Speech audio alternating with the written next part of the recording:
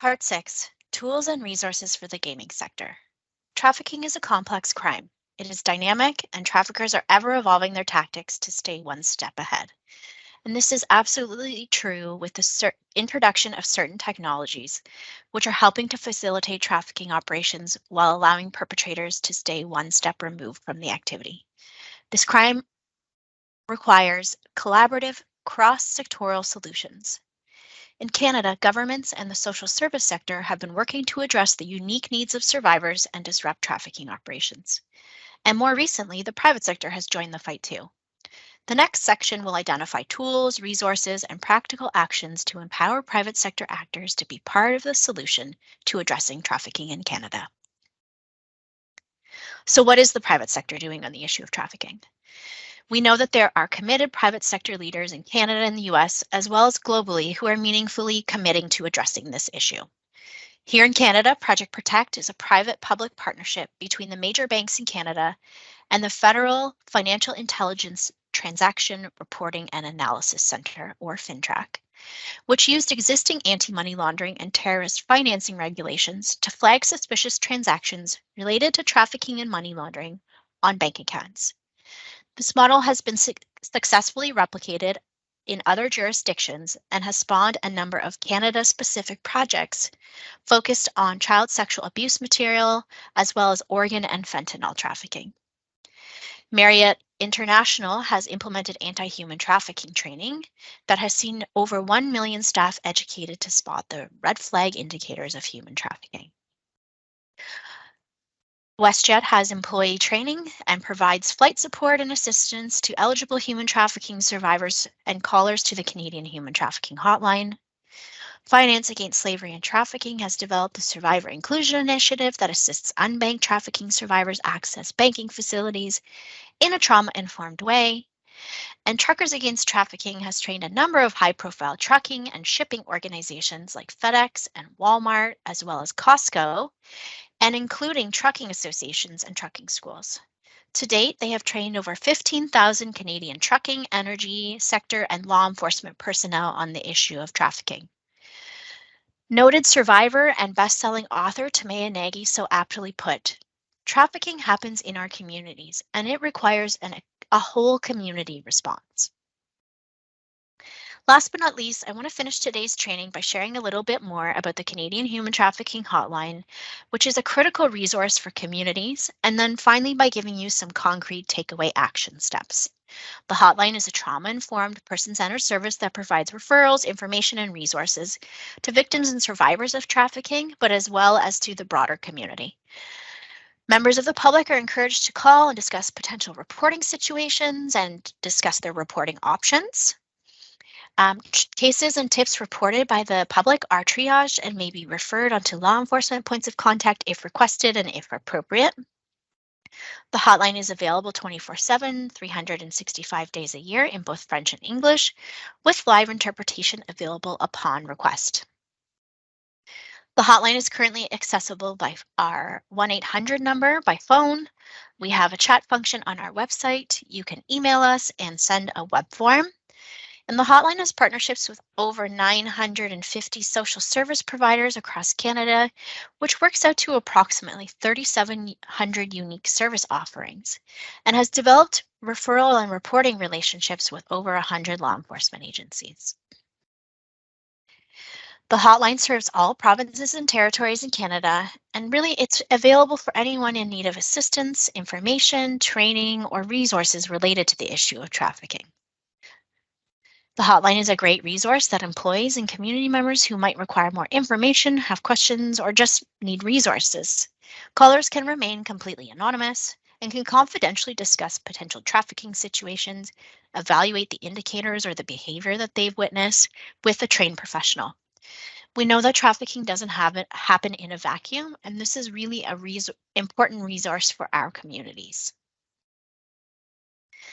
I mentioned some of this earlier, but the hotline can provide the following services. So again, safety planning for individuals who are being trafficked or who know someone who is, and really provide you with practical steps to stay safe.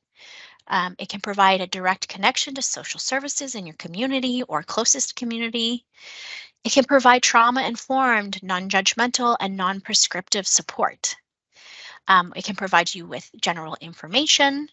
And finally, callers again are able to discuss potential trafficking situations and what their reporting options might be. Your workplace will likely have specific actions, policies, and protocols that staff should adhere to when encountering a suspected trafficking incident or suspected money laundering associated with trafficking activity.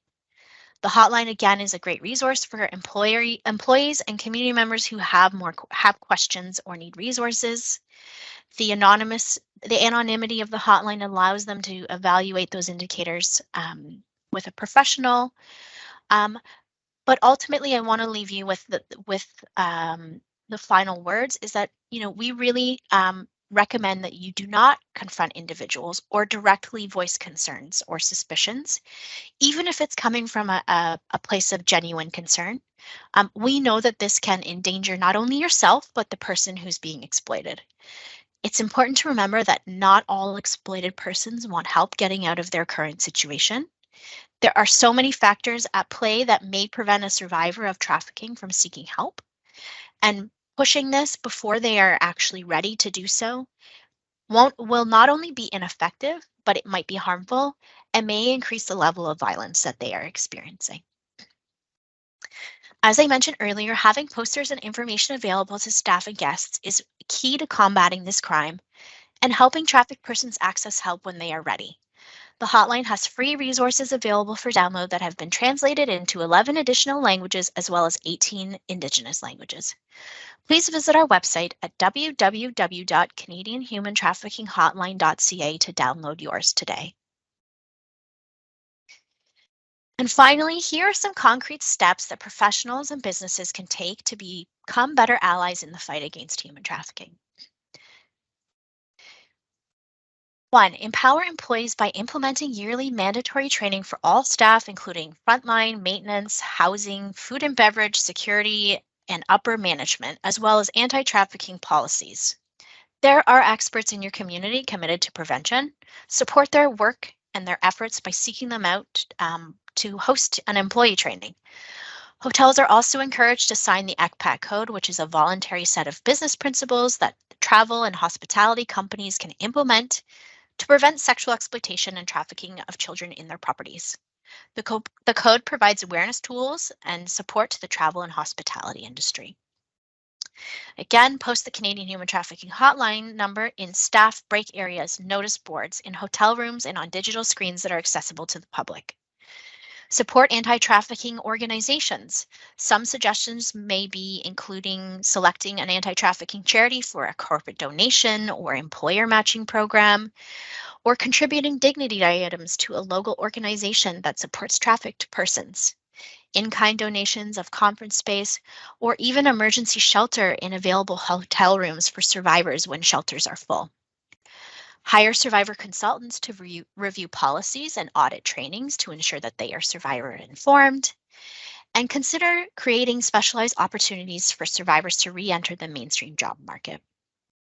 Ensure there are clear anti-trafficking policies in place for suppliers of both goods and labor. Ensure that you are enforcing those policies. And finally, last but not least, please share what you have learned today. Take this information back to your dinner table, to your community, and your places of worship. Awareness is one of the critical ways that we can help to shine a light on the issue of trafficking. For more information about the Canadian Centre to End Human Trafficking, to access research reports or make a donation to support our work, please visit www.canadiancentretoendhumantrafficking.ca. If you have questions or are looking to coordinate services for yourself or on behalf of a survivor of trafficking, please call the Canadian Human Trafficking Hotline at 1-833-900-1010.